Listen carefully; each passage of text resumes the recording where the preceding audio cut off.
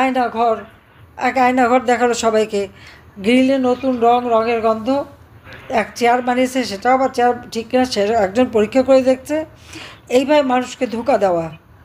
এবং আমাদের জানি না, আমাদের যারা এই আন্তর্জাতিক যে সমস্ত খ্যাতিসম্পন্ন মিডিয়াগুলি আছে, তারা যাচাই বাছাই না করে, না দেখে, বা জাতিসংঘের মানবাধিকার কমিশন থেকে যাদের পাঠিয়েছিল তারাও কোনো কিছু যাচাই না করে রিপোর্ট দিয়ে দিল। আজকে আপনারা দেখেন বাংলাদেশের অবস্থা, পুরো জঙ্গি শাসন। প্রতিনিয়ত নারী ধর্ষণ, নির্যাতন, ছিনতাই, ডাকাতি, বাড়িতে ঢুকে যেয়ে সেখানে লুটপাট, অগ্নিসংযোগ করা। কোনো মানুষের কোনো মান সম্মান বলে কিছু নেই। প্রধান বিচারপতির কার্যালয়ে আক্রমণ করা, তার বাড়িতে আক্রমণ, বিচারপতিদের পদত্যাগে বাধ্য করানো, নির্বাচন কমিশন, পাবলিক সার্ভিস কমিশন, মানবাধিকার কমিশন, সব জায়গায় কিন্তু ওই লাঠিসোঁটা অস্ত্র। তারা কারা? সব ইউনূস বাহিনী, সমন্বয়ক, ছাত্র। এর মধ্যে কতটুকু ছাত্র আর কতটুকু অছাত্রকে ছাত্র সাজিয়ে এনেছে সেটাও একটা প্রশ্ন। ওই কিশোর গ্যাং, তাদের হাতে অস্ত্র তুলে দেওয়া। এবং আজকে জেলা উপজেলা সব জায়গায় একই অবস্থা। যে কোনো মানুষের বাড়িতে ঢুকেই তারা হামলা করতে পারে। ঘরের দরজা ভেঙে সেই ঘরের মধ্যে ঢুকে একটা নারীকে গ্যাং রেপ করা, তার কাপড় চোপড় খুলে ফেলা, সেগুলো আবার ভিডিও করে ছেড়ে দেওয়া। একই বাড়ির মধ্যে ঢুকে পরিবারের দুই ভাই ভ্রাতৃবধূ, তাদেরকে আক্রমণ, 3 জন মারা যায়, একজন এখনও মৃত্যুর সাথে পাঞ্জা লড়ছে। এবং এটা একবার একটা না, এটা কিন্তু প্রতিনিয়ত এই ধরনের ঘটনা ঘটে যাচ্ছে। কিন্তু পত্র পত্রিকায় কোনো সংবাদ দেওয়া যাবে না। সব নিয়ন্ত্রণ, সব ইউনূসের নিয়ন্ত্রণে রয়ে গেছে। সাংবাদিকদের হত্যা করা হয়েছে 8 জনকে, 38 জন জেলে, সকলের বিরুদ্ধে মিথ্যা মামলা। 13টা প্রাইভেট টেলিভিশন পুড়িয়ে দেওয়া হয়েছে, বিটিভি সহ। আর তাছাড়া পুলিশকে হত্যা করে করে ঝুলিয়ে রাখা, আইনজীবীদের পিটিয়ে হত্যা করা, তাদেরকে কোপানো, তাদেরকে জেলে দেওয়া, তাদের বিরুদ্ধে মামলা দেওয়া। আমাদের মানে আওয়ামী লীগের কোনো নেতাকর্মীর পক্ষে কোনো আইনজীবী দাঁড়াতে পারবে না। সঙ্গে সঙ্গে তারা সেই কী বলে, মব জাস্টিস, সব কিছু নাকি মব জাস্টিস। এখানে মব জাস্টিস না, এখানে হচ্ছে মব সন্ত্রাসী। এরা নিজেরাই সন্ত্রাস, নিজেরাই অপকর্ম করে, মবের নামটা শুধু জড়ায়, মানুষকে অপমান করে। সাধারণ মানুষ নিশ্চয়ই এদের সাথে থাকে না, কিন্তু তারা সেই সাধারণ মানুষেরকে উপর দায়টা চাপানোর জন্য কি মব জাস্টিস। আসলে এটা তো মব সন্ত্রাস, মব ক্রিমিনাল। এবং তারা কারা? সব একেবারে পরিচিত। শিক্ষা প্রতিষ্ঠানগুলিতে আজকে প্রায় 5 লক্ষ ছাত্রছাত্রী পরীক্ষা দিতে পারছে না।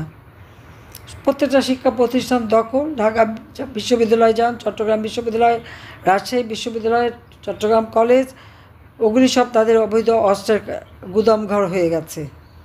কয়েকটা মাদ্রাসারও সেই একই অবস্থা। এবং সবই ইউনূস বাহিনী। তার টাকার কোনো অভাব নাই। তার বিরুদ্ধে আপনারা জানেন যে লেবারদের অর্থ আত্মসাৎ করার জন্য লেবারদের করা লেবার কোর্টে মামলায় সাজাপ্রাপ্ত আসামি হচ্ছে ডক্টর ইউনূস। তার বিরুদ্ধে ট্যাক্স ফাঁকি দেওয়ার মামলা,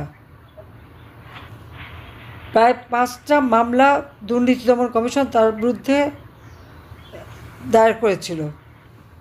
ক্ষমতা দখল করার উদ্দেশ্য চলে এই মামলাগুলি সব এক এক করে প্রত্যাহার করে নিয়েছে। পাশাপাশি জনগণকে দিয়েছে লাশ, হত্যা, জেল, জুলুম, মামলা, হামলা, এই কষ্ট। আর নিজেকে নিয়েছে ম্যানপাওয়ারের ব্যবসা, ডিজিটাল ওয়ালেটের ব্যবসা, ও ছেলেকে আবার ইউনিভার্সিটি করবে সেই ব্যবসা, স্বাস্থ্যকেন্দ্র করবে সেই ব্যবসা। ওই পূর্বাচলে 4080 কাঠা জমি দিয়ে সে রিসোর্ট তৈরি করছে নৈসর্গ নামে। উত্তরায় 5.5 একরের উপর তার জমি, 9 কোটি টাকা দিয়ে কিনেছে ফ্ল্যাট।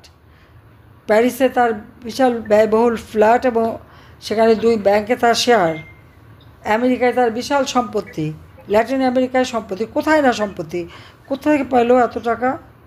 যে ব্যক্তি 6,000 টাকায় বেতনে গ্রামীণ ব্যাংকে এমডির চাকরি হিসেবে ঢুকে বিশ্বব্যাপী প্রচার করলো গ্রামীণ ব্যাংকটাকে তার নিজের করা।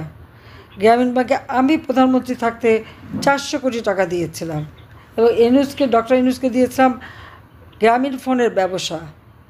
এই টাকা জনগণের কোনো কল্যাণে লাগে নাই, জনগণের জন্য ব্যয় করে নাই। সব টাকাই সে পাচার করেছে আর বিদেশেই বিনিয়োগ করেছে, দেশে সে এক পয়সা বিনিয়োগ করেনি। ঝড় বৃষ্টি, ঘূর্ণিঝড়, বন্যা, খরা, যখনই কোনো কষ্ট হয়েছে মানুষের, কোনো দিন সাধারণ মানুষকে একটি টাকা দিয়ে সাহায্য করেনি বা তাদের পাশে দাঁড়ায়নি। হ্যাঁ, এই সমস্ত সমস্যা আমরা সমাধান করেছি। তিনি কি করেছেন? তার তো ভালো লবিস্ট ফার্ম আছে বা কাউকে দিয়ে একখানা আর্টিকেল লিখে সে এমনভাবে দেখিয়েছে যে সব সমস্যা নাকি সে সমাধানই করেছে।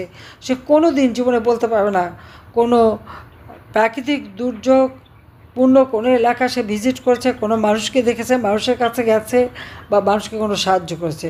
বরং গরিব মানুষকে ওই ক্ষুদ্র ঋণ দিয়ে মোটা অঙ্কের সুদ করে সে টাকাগুলি লুট করে খেয়েছে।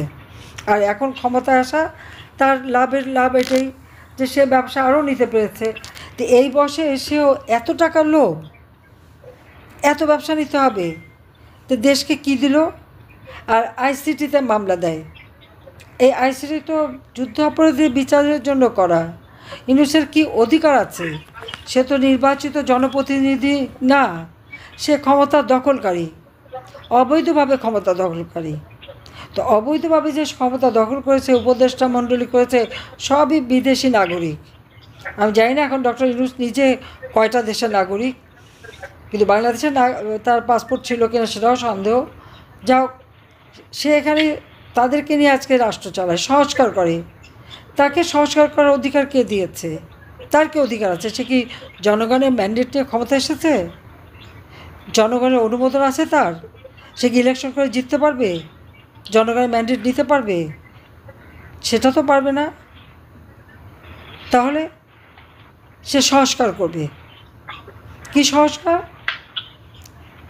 সব কিছু দেখে সংবিধান বাতিল করবে, সব বাতিল করে দিয়ে সে সব দখল করে নেবে। তাহলে উড়ে এসে ক্ষমতায় জুড়ে বসা অস্ত্রধারী বিদেশি অর্থে, এবং ইতিমধ্যে আমাদের করিডোর বিক্রি করে দেওয়া, সেন্ট মার্টিন দ্বীপ এখন আর কেউ যেতে পারে না, তার যে কী অবস্থা কেউ বলতে পারে না। কক্সবাজার থেকে শুরু করে পার্বত্য চট্টগ্রাম একই অবস্থা। সব দেশ বিক্রি করা এবং তার ক্ষমতা টিকে থাকা। কোনো মানুষের প্রতি যদি দেশের মানুষের জন্য এতটুকু যদি তার দায়িত্ববোধ থাকতো, খুব বড় গলায় বলেছিল ক্ষমতা এসে সমস্ত রোহিঙ্গাদের তার দেশে ফিরিয়ে নিয়ে যাবে, তারা নাকি ওখানে ঈদ করবে। ঈদ তো দূরের কথা, ইউনূস তো ফেরত দিতে পারেনি একজনও। বরং ডক্টর ইউনূস আসার পরে আরও 1.5 লাখ রোহিঙ্গা বাংলাদেশে ঢুকেছে। সে যা বলে তা করতে তো পারেই না, আরও উল্টো করে। আজকে জঙ্গিদেরকে সমস্ত ছেড়ে দিয়েছে, আমাদের মান সম্মান ইজ্জত সব গেছে। আজকে আপনারা দেখেন মালয়েশিয়াতে জঙ্গি ধরা পড়েছে, তাদেরকে তারা ফেরত পাঠিয়েছে। আর যারা একেবারে হাতে নাতে ধরা তাদেরকে সেখানে বিচার করছে। আর এখানে ইউনূসের উপদেষ্টা, আইন বিষয়ক উপদেষ্টা এবং স্বরাষ্ট্র উপদেষ্টা, তারা কি বলে দিল যে না, এরা জঙ্গি না, এদের সময় শেষ হয়ে গেছে, তাই ফেরত দিয়েছে। যেখানে মালয়েশিয়ার পুলিশের পক্ষ থেকে বলা হলো এরা জঙ্গি, আর সেইখানে এরা বলে দেয় কি? তো দেশের সম্মানটা থাকে কোথায়? তা এরা তো জঙ্গিদের নিয়েই তাদের ঘরকন্না, জঙ্গিদের নিয়েই তো তারা ক্ষমতা এসেছে, কাজে জঙ্গিদের নিয়েই তারা চলে।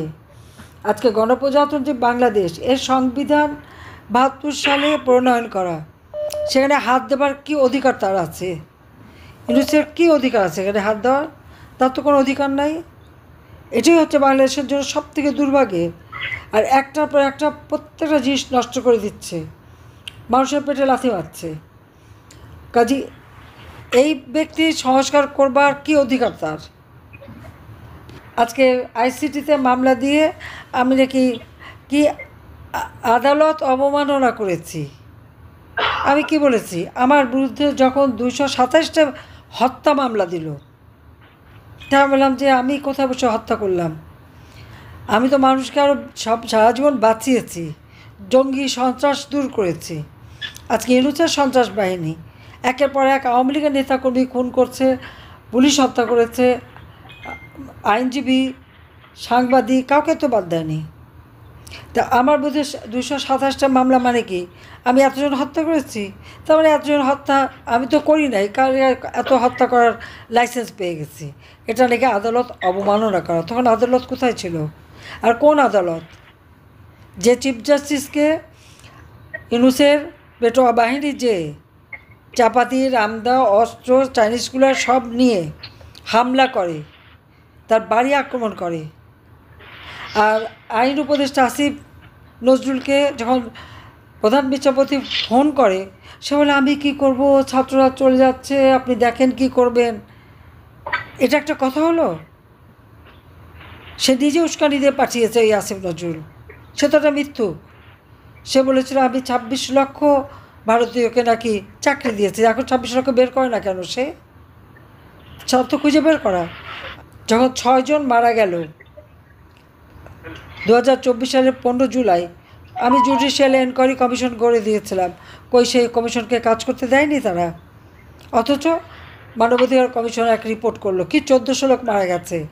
আর পরবর্তীতে ইউনূস গভর্নমেন্ট কী বললো, 800 হিসাব দিল, তার মধ্যে মাত্র 600কেই তারা সহযোগিতা দেওয়ার নামে বলেছে। অথচ এখনও এই আহত নিহতরা কেঁদে বেড়াচ্ছে।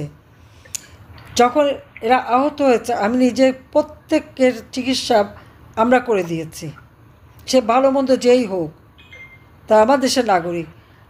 আমার মন্ত্রী সামন্তলাল সেন এবং প্রতিমন্ত্রী রোকেয়া প্রত্যেকটা হাসপাতাল ঘুরে ঘুরে এদের বিনা পয়সায় চিকিৎসা করা। আমি নিজে যখন এদের দেখতে গেছি প্রত্যেকে আমি নগদ টাকা দিয়ে সহযোগিতা করেছি। হাসপাতালে প্রত্যেকটা হাসপাতালেই সকলকে আমরা নগদ টাকা দিয়েছি, তাদের সহযোগিতা করেছি। আমরা মানবতার জন্য কাজ করি। আজকে আমাকে বলে আমি কথা বলেছি এটা নাকি আদালত অবমাননা। এখন তো আমার ভিতরে 450 মামলা।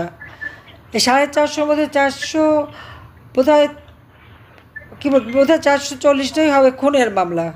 কারণ আমি এই 440টা খুন তো করি নাই।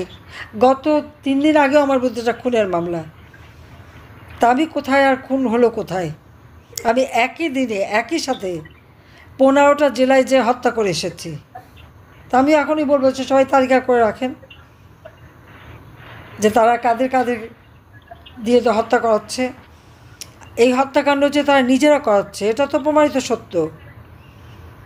মুগ্ধের হত্যা, আবু সাইদের হত্যা সহ যে কটা হত্যাকাণ্ড ঘটেছে ছাত্রদের, প্রত্যেকটা আপনারা দেখেছেন 7.62 রাইফেল গুলি। কাজে এই জঙ্গিদের হাত থেকে দেশকে রক্ষা করতে হবে। এবং আজকে আপনারা যে প্রতিবাদ সভা করছে সে ধন্যবাদ জানাই যে এই অবৈধ ক্ষমতা দখলকারী জঙ্গি ইউনূসের হাত থেকে দেশকে রক্ষা করার জন্য যে যেখানে আছেন, যার যেখানে যেভাবে সম্ভব সবাই কাজ করে যান। আর দেশের ভিতরে সবাই খুব কষ্টে আছে। আপনারা প্রবাস থেকে অনেক সাহায্য সহযোগিতা করছেন, আরও করবেন। আর আন্তর্জাতিকভাবে এই জঙ্গির যে চেহারাটা সেটা মানুষের কাছে তুলে ধরে বাংলাদেশের মানুষকে বাঁচানো, বাংলাদেশের মানুষের শান্তি নিরাপত্তা নিশ্চিত করা, বাংলাদেশের জনগণের আর্থসামাজিক উন্নয়ন করা, এটাই আমাদের কর্তব্য এবং সেটাই আমরা করব ইনশাল্লাহ। কাজে এই দুঃশাসনের হাত থেকে দেশ মুক্তি পাক, এই জঙ্গি ইউনূস ফ্যাসিবাদ ইউনূস তার হাত থেকে দেশ মুক্তি পাক, দেশের মানুষ আবার যেন শান্তিতে ঘুমাতে পারে, নিরাপদে চলতে পারে, ইনশাল্লাহ সেই ব্যবস্থা আমরা করতে পারবো। সবাইকে আমি ধন্যবাদ জানাচ্ছি। জয় বাংলা, জয় বঙ্গবন্ধু, বাংলাদেশ চিরজীবী হোক।